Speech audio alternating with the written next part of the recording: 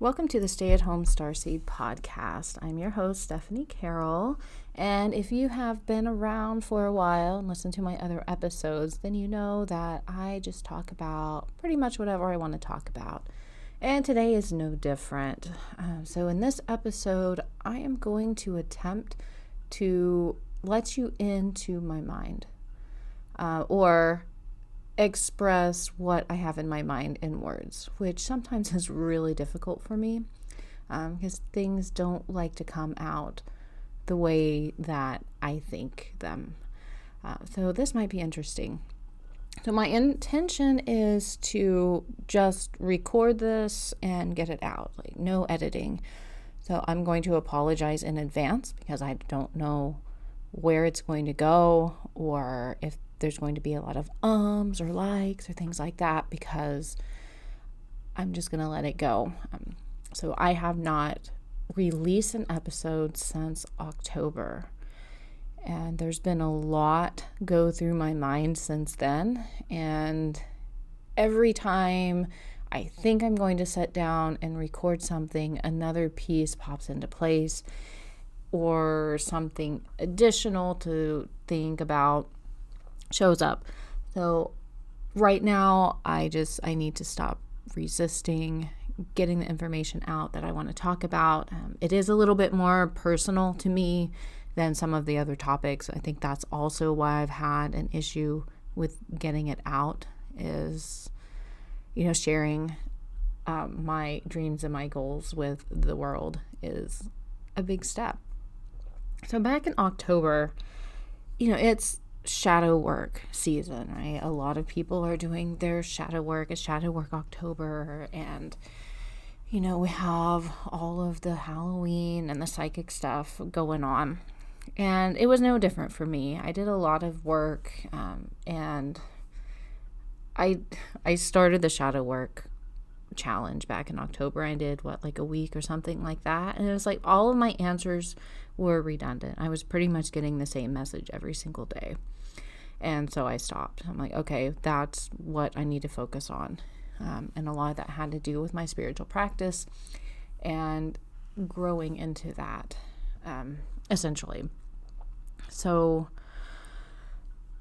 that is definitely a big theme for me in staying on my spiritual path and taking the next steps down the road with that. So after October, we went into a Mercury retrograde. So if you're not familiar with Mercury retrograde, that's really an optical illusion in the sky, but it looks like the planet Mercury is traveling backward.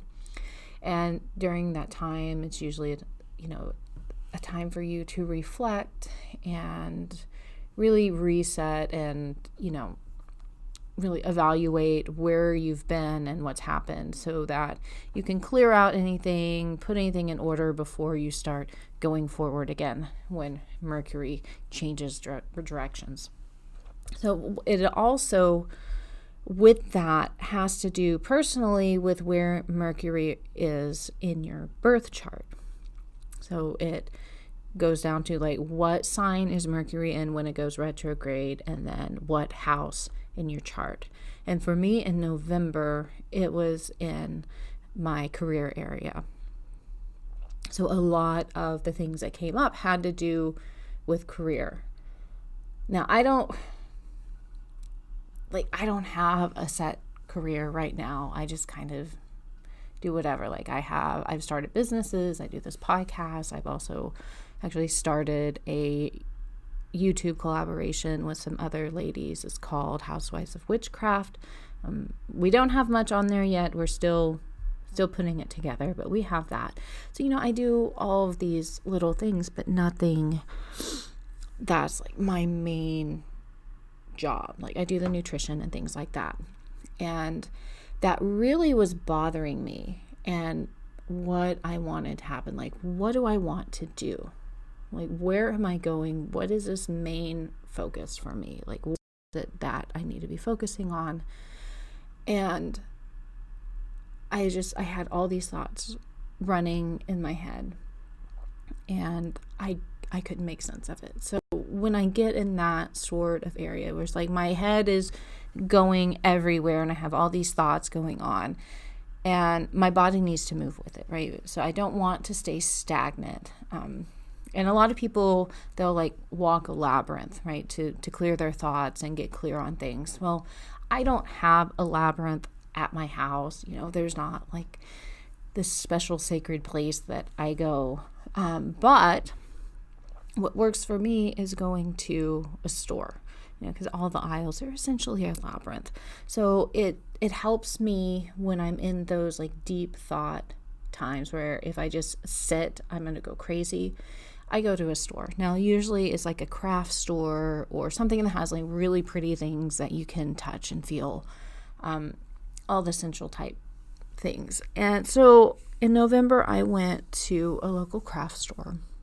There's all the holiday stuff, and I'm walking around and looking at all these pretty, sparkly things. And I just had this desire to create. I was like, I just want to create and not be hindered by anything, really.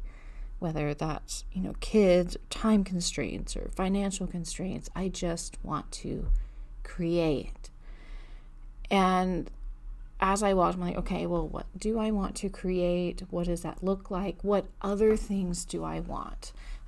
Because I got to know what I want to create, right? Not just creating, even though it's all just doing it for the sake of it. I'm like, well, I like to dance and I want to dance and, do things through that. But then I had this thought of, when I was in a retreat. So I went to California. I've done it a couple times, but the last time I went, the retreat, it was just a few women. And what we had done is rented a house and we were just there for the weekend and we did our stuff for the retreat. But when you're in that situation, you have these people around you, you sit down with them for food, for dinner and your meals, and you're talking, and some people are cooking or doing the dishes, and some people are collecting firewood or whatever it is that needs to be done. But we're all working together and in this space together. And I really like that, and I really enjoyed that. And for some time, I have wanted that type of environment to live in, to have other people around to help with the kids. Like, yeah, you can hire a nanny, you can hire a housekeeper, but they're only there a limited time unless you have somebody living with you. But then your kids are only relying on one other person. I would love to have an environment where my kids have a whole group to rely on and to be there for them, to meet their needs, but then also to help my needs met, and then things I'm good at I could do, and somebody that's good at other things could do that. I mean, it's really that that conscious community, or some sort of, I don't want to say commune, but it's community living, right? Where everybody is working together. We're not isolated in our houses and, going to work and then coming home and then being alone, which is pretty much the way it is now. Like, really changing that dynamic where everybody is together. And so I had this idea. I'm like, well, why don't I create a retreat center or something, or some sort of living environment where you could have families? Because I know there's a lot of families out there that are struggling because rent is so high and daycare is so high, and they have to go to work and they don't have the time to spend with the kids that they want, or they have to spend time with their kids because they can't afford the extra help, or they don't have the extra help, and then they can't, or they don't feel like they can do other things. It's really hard managing all this stuff. So what if we could create some sort of living center to where you had these families that came together and could help each other? You have some sort of community, like kitchen or common room for everybody, but then, they have their own living quarters. because to me that would be amazing. But also on a personal level, if I wanted to go off by myself, if I needed time alone, there would be people that could do that. And then I could have a place to go to where I could be by myself, where I could journal, where I could work on that shadow work, or whatever it is that's bothering me, or I could have somebody there to talk to. And this whole idea started to evolve, and this retreat center, or some sort of community where everyone is working together. And so I started looking at retreat centers and Googling just to see what was out there, what was in my area, if there was anything even like this available. And about an hour and a half away from me, maybe, there is a interspiritual retreat center that has something very similar to this. Now, I haven't gone up there to visit them yet, but I'm definitely going to go visit them. I think that's one of my first steps. But they have cabins that you can rent. There's just small cabins where you can go on a personal retreat. And you can have your alone time, you can have your silent time, but the meals and everything are in a community setting, and they have daily meditations that you're encouraged to come into. So you're there by yourself on retreat, doing what it is you need to do, but then you are pulled into this community and you get to participate in the group and help them to prepare meals, or whatever it is. So you get to do that. And then they also have other larger retreats, and they do things with AA and counseling, and they have spiritual counselors on site, and and nutritionists, all kinds of stuff. So I really like the idea of what they're doing there. And it's in the woods, so they have a lot of places where you can go hike and meditate. They've got special labyrinths and prayer rooms, and they have a lot of stuff. So I'm really excited about that. And I would love to do something like that, but then have a family center as well, to where families could either come and retreat together. I would love to do something for single parents or single families, to where when they're in that adjustment phase of going from two parents to one, where they could come and they could kind of learn a routine or something that could help them out along the way, or meet other parents that are in the same sorts of situations, where they could come together, have some sort of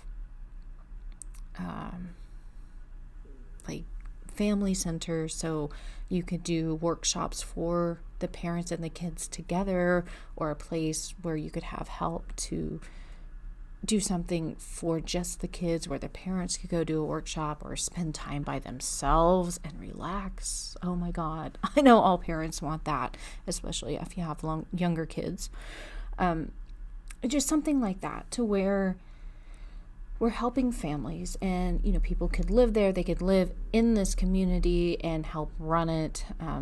If you're a spiritual practitioner, then you could be working on the other side, selling your services. Then you're making money, but then you have a lower cost of living. And I don't know, there's a lot of pieces, and it's still becoming clear about what that's actually going to look like. But that's the vision that I have, and that came to me.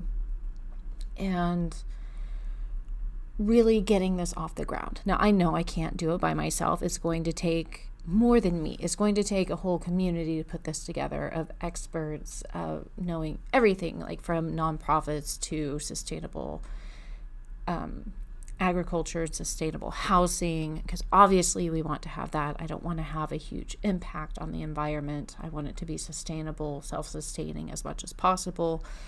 How to recruit the right kind of people to run it, where we all have the same sorts of visions, because that's one thing that I've run into with other things I put together, or working with different nonprofits, is that people have their own agendas. And I don't know, I guess putting this out there, it's about finding the people that are going to want to do things similar to the way I want to do it. So everything is in alignment and working smoothly and in the same way. And I'm going to need help. I'm going to need a lot of people. So, yeah, and this year, I would love for it to be a time to start establishing those relationships and finding people that can help put this together and to help me put the plan in place of what that's really going to look like and get down to the details, because I am good at the overall plan and I'm good at piecing things together and putting them together, but when it gets down to the action steps and actually implementing, I'm not that good. So those are the types of people that I need, and people that can get me in communication with other people that can help and network. So that is a big dream and a big goal, and that's where I am right now, because this is the time of year where I really start to think about the next year. So for a lot of people, they start January 1st. And it does not feel right for me. Like my birthday, actually today is my birthday, so I'm February. And so it's, starting to come out of winter. We're getting the first signs of spring. It's kind of warming up, but not really, but animals are getting active, so that it just feels more like the first of the year. And like I said, it's my birthday, so that probably has something to do with it too. So I start my goal setting and looking at the next year now. And that's really what I've been doing the last day or so, is really looking at what I did last year and what I want to do this next year and where it's going. And last year, when I first sat down, I was like, well, I really didn't do anything. I don't feel like anything changed, right? Because my living situation is still the same, financial situation still the same, essentially. Relationship is about the same. No major achievements with parenting or anything like that. But I was like, yeah, that kind of stuff is the same. But yet, I got clear on what I want. I got clear on my path spiritually. I started doing more psychic development stuff, started focusing on that again. I started this podcast. Like I said, we're doing the YouTube collaboration. I actually started a personal shopping and delivery business locally. That started in the last year. And then, I have the nutrition stuff too that I do. And I actually have some things I've been working on with that too, because that's another thing that came up over the winter, is this sense of not being able to eat healthy and in a way that's, quote, high vibe when you don't have any money, like if you're on like a food stamp budget. And I'll probably do a whole podcast on it, because there's so much that I'm experimenting with and I'm looking at with this. But really, how can you have a high vibe type lifestyle and diet and yet be on a very tight budget? Because what I see is that a lot of people, when they're struggling financially, they're in fear, right? Because you have to have that safety and the security before you can worry about anything else. And they're struggling and they're in fear, and so they're eating these really cheap foods, if you can even call them foods, and microwave dinners and ramen and things like that, because they're cheap and they're going to fill them up more than like fruits and veggies will, for the most part. And then that's starting this cascade, right? And this cycle of then they're being more anxious and feeling more unsafe, and then it's not helping them. So they get stuck and they can't get out of that. So that, and really that kind of goes into what I'm talking about with the retreat center, is these people that are struggling, families and just individuals, where they're struggling on so many different levels, and they need something to come in and disrupt that and to make a switch in that lifestyle. And that's kind of where I'm wanting to go with all of this. So I've been thinking about that too, on like the financial and the health side too. So there'll be more coming down the pipeline as I experiment and play with that and come up with what actually works and what can work, and if it's even possible to do like high vibe. And when I mean high vibe, I mean like more anti-inflammatory. So we're taking out a lot of the cheap ingredients like wheat and I don't want to say fat, but like sugar and wheat and things like that people that don't have a lot of money are going to go to because they're cheap and you can make a lot of stuff out with them. Well, if you cut that out, what do you have left that you can afford and eat that's going to keep you full? So that's where I am. And I've been playing around with that, and hopefully in the next month or so I will have more information on that. But yeah, that's where I feel I'm going, like, because this next year it really aligns up with that, because it is a 3-year for me, which is a year for creation, right? So creating new ideas, like setting the foundation for this retreat center, and really just this different way of living, this communal life that's not like weird hippie commune thing that you think of when people start talking about, living in a community. So yeah, there's just so much that I want to create. And then what kind of is frustrating for me, but is also a good sign, is, okay, so I drew a couple cards for my theme for this next year, because usually I just sit down and I pick a theme based on my goals or something that comes up, like meditation. But then again, it's like, where's that information coming from? Is that from me because it's something I want to happen and that's what I want? Or is that actually what's going to be best for me? So I pulled some cards, and I pulled an animal card just to kind of give like a overall energy of where the year is going, and then like an oracle card that has like a word, so I could have a word for the year. And the first one I drew was the animal card, and it was the lamb. And automatically I had resistance. I was like, no, this isn't right. This isn't right. No. Because the lamb, to me, and they're soft and they're gentle, and there's not a lot of there is movement, but it's play and it's fun, and they're just really sweet and gentle and quiet, which is not necessarily what I would think about if I'm going to be wanting to network and get out and meet all these people. And so I would, that I feel like it's conflicting, but at the same time, it's not. Like, this is a reminder to me that it doesn't have to be dramatic. It doesn't have to be crazy. There can be a flow. It can be gentle. I have to be gentle with myself, really slow down, do my meditation, do my spiritual practice, follow my intuition. And that is going to take me to the places that I need to be.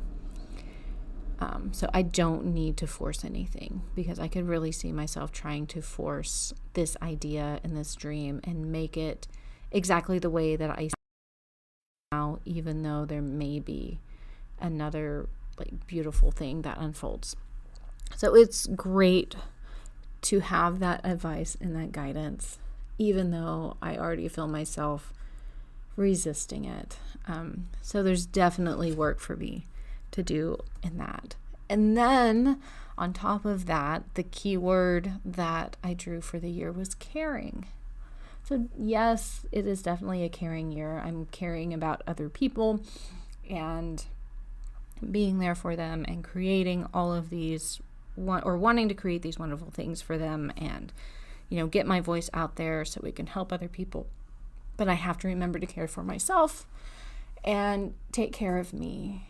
And again, just like the lamb, listening to my intuition, going into relationships and places that are going to feel good to me and not doing it out of pressure or, whatever it is, right? To really focus on myself. So that is good advice for me. And it's probably good advice for you because a lot of us don't like to take care of ourselves. We have been taught not to take care of ourselves and to always be focused on the other person and be that martyr. And from my experience, that's not good. And it just deteriorates us if we're not taking that time for ourselves and following our dreams. So yeah, that's about the gist of it, of what's going on. And yeah, I'm definitely going to have to sit down and meditate on my theme and word for the next year. And not just start planning. Really take it slow and figure out what that means personally for me and for my body.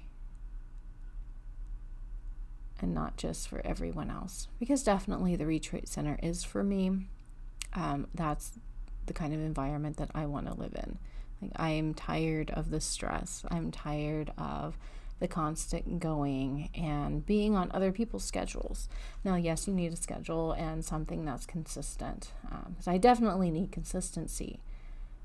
But being forced to wake up at 6 a.m. to get on the bus and being forced to be home at a specific time because that's when the kids are going to be home, and no matter what I'm doing or what I'm working on. Because see, that's the thing. A lot of the issues that I have with the way that everything is set up in our society, or at least in my life, I'm sure you can relate, is everyone else dictates the times, which to an extent you have to do. But I am creative and I like to create and I like to do it my own way. So if I am in the zone to record podcasts or to edit or go and visit with people or whatever it is, whenever I want to do that, I want to do that until it's complete. So if I need to sit down for 5-6 hours to record or edit, then I want to be able to do that. And a lot of the time, without having that extra support and that extra community around, you can't do that. When it's quitting time or when it's time to go pick up kids, you have to cut it off and go do that.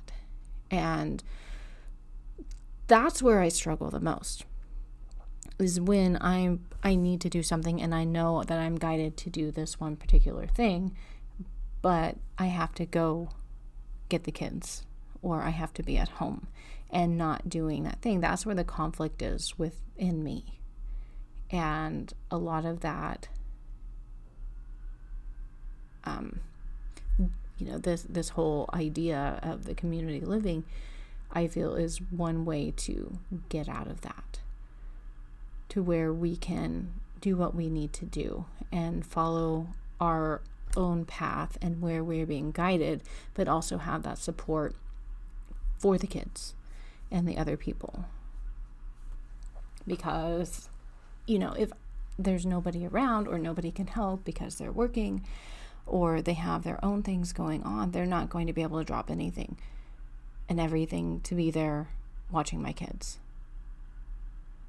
But yet, if there is a plan in place for that, and yeah, I can find a housekeeper, but then you're getting into more of a money situation too, because then you have to somehow make the money. And then that's another catch-22, to where you have to work to make the extra money to pay for the extra support and people to be around, but that support isn't there for you to have those extra hours to do it, or you're attempting to work overnight and not take care of yourself and it burns you out. I don't know. Maybe this is all excuses.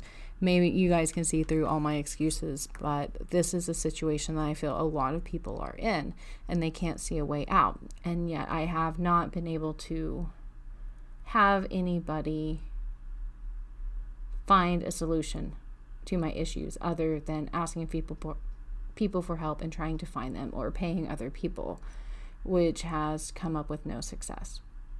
So I know that there's another way, and there's another way that I'm being guided or being pushed to go than the traditional of staying in this box. Because I really feel that's what it is. We're in these boxes and there's another way of doing things that I'm here to show or to create or something. Yeah. But I feel I'm just rambling now. And so I'm going to cut it off. It is a little bit shorter than I wanted to, and there was a lot of information in there, and I'm not quite for sure if it all came out the way I wanted to, but I would definitely want to hear your feedback, or if you have any connections for me, or you know anybody that is doing this, whether they have created a conscious community, if they have some sort of retreat center going on that is like this, because I know a lot of them are just for adults because of the insurance purposes, but I want to do something for families too. I mean, that's a big part of this. I'm open for resources and other information, or contact me if you want to help. Email is stayatHomestarseed@gmail.com, or you can leave a comment on YouTube. I do post these on YouTube. It also goes out on Spotify and several other podcasting, whatever they are, platforms.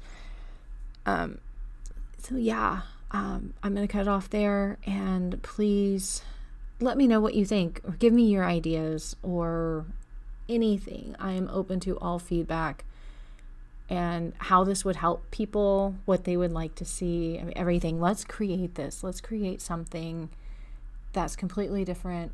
It's completely amazing and is actually helping people in the way that they need help.